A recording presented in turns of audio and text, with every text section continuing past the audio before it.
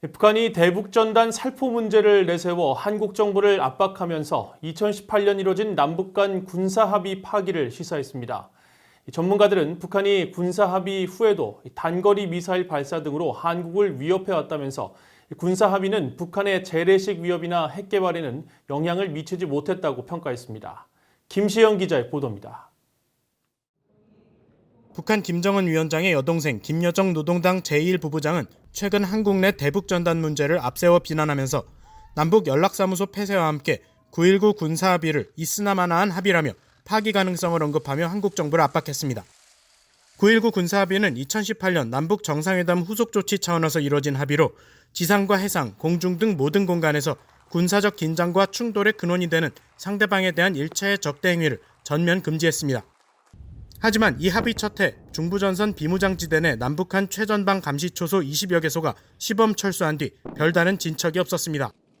오히려 북한은 2019년 11월 남북 접경인 서부전선 창린도에서 김정은 위원장의 지시하에 해안포를 쏘면서 남북 군사합의를 위반했습니다.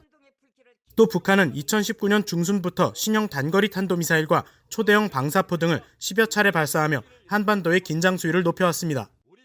북한은 또 최근 강원도 철원 지역 비무장지대 한국군 감시초소 GP에 총격을 가해 군사합의를 정면 위반했습니다. 반면 북한은 지난달 초 한국의 공군과 해군 제2함대가 서해 작전구역에서 실시한 방어훈련 등을 군사대결에 극치라며 9.19 남북군사합의 위반이라고 주장했습니다. 담화는 합동연습이 남북 간 군사적 충돌이 발생했던 서해 최대 열점 지역의 공중과 해상에 감행됐다며 모든 것이 2018년 남북 정상회담 이전의 원점으로 돌아가고 있다고 비난했습니다.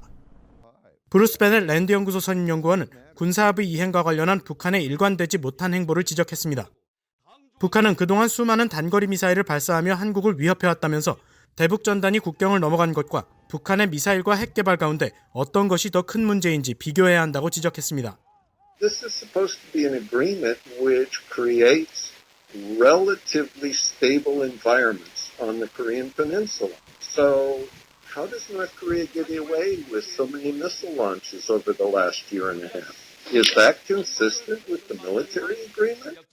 브루스 클링너 헤리티지 재단 선임연구원은 9.19 군사합의의 한계를 지적했습니다.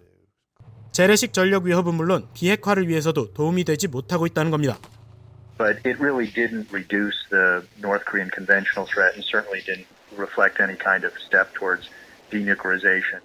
전문가들은 남북 정상이 지켜보는 가운데 맺은 9.19 남북 군사합의의 영향으로 각종 군사훈련 취소 등 미한 연합 전력이 약화된 측면이 있다면서 취지를 살리려면 합의 이행을 위한 군사적 도발행위 중단이 필요하다고 강조했습니다. VOA 뉴스 김시영입니다.